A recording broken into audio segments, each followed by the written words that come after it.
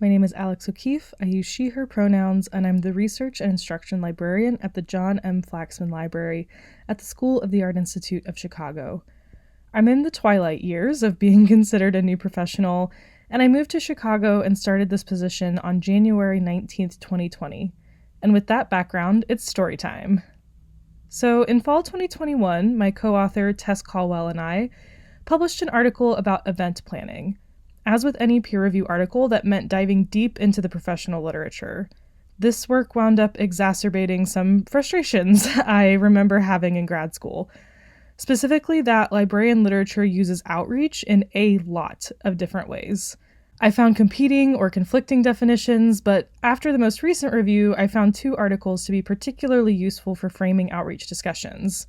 The first is Tony M. Carter and Priscilla Seaman's introduction in their 2011 work, where they note that, quote, "A review of the literature reveals two distinct yet interconnected types of outreach activities. One, services offered by librarians, and two, promotion of these services."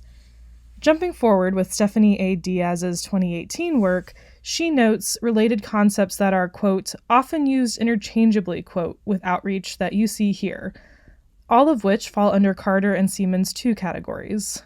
And if you perform outreach work yourself, you know that there are even more nested or interchangeable terms under most of these concepts." The complexities of this was highlighted when Diaz's review revealed 29 definitions of outreach being used in the library literature. Through a thorough analysis, which I recommend checking out, she created this synthesized definition. To quickly summarize, Diaz frames outreach activities as, quote, "methods of intervention to advance, quote, a variety of things for the library." She also captures the many possible audiences and the ways the work commonly aligns with goals beyond the libraries.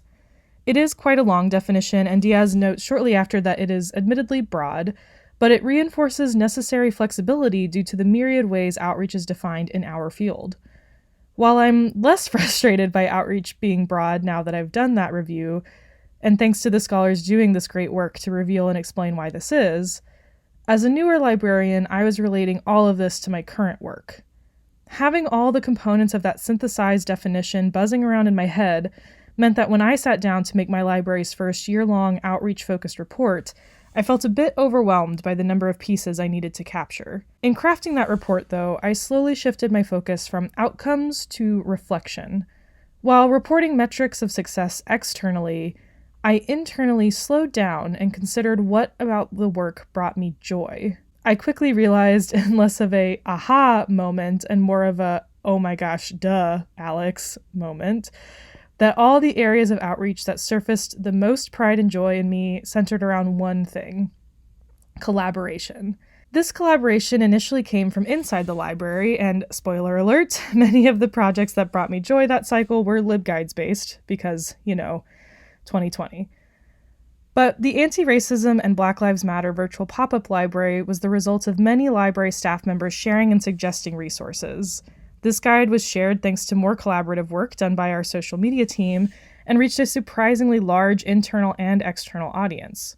The series of events alone embodied many areas of Diaz's outreach definition.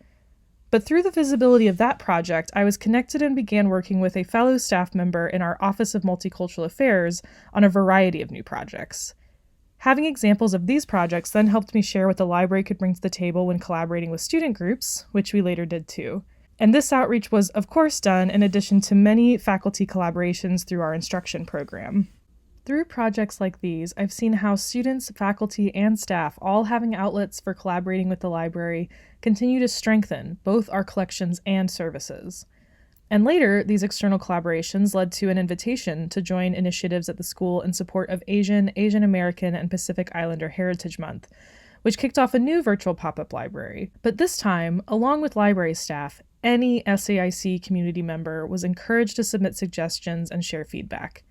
It made LibGuide work invigorating, which we all know is a sentence not often spoken.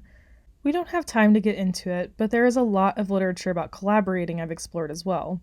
Much of it outlines the strategic advantages of collaborating, but as I was working on my report, I kept feeling that it is not born from a place of strategy.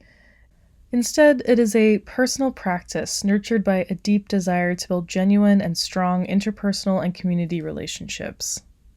I'm truly not doing justice to the number of outreach initiatives that brought me joy that academic year, or the number of collaborators I feel honored to have worked with. But to bring this story home, I never considered myself an expert at anything. And that's what led me to go deeper into the literature initially. But as we all know, there's so much that the literature can't teach us, especially about our own values and what will bring us fulfillment in our work. I am grateful I figured those things out by working with the community I'm lucky enough to serve and collaborate with. Thank you all so much for listening to my stories, and now that I've shared mine, I can't wait to hear yours next. Also, I know this is at 5 minutes, but I want to quickly thank everyone who organized this unconference. Their work made this discussion possible, and we all owe them a huge thanks for their volunteered time. I also want to express my deep thanks for letting us explore alternate formats such as this one. If we're being really honest, this was the first time I felt this excited to pull out articles and synthesize my professional thoughts. This format helps me remove the mantle of expectations put on us in academic publishing venues or even in traditional presentations, and it brought me an immense amount of joy to make this. So I just wanted to say thank you to all of the organizers.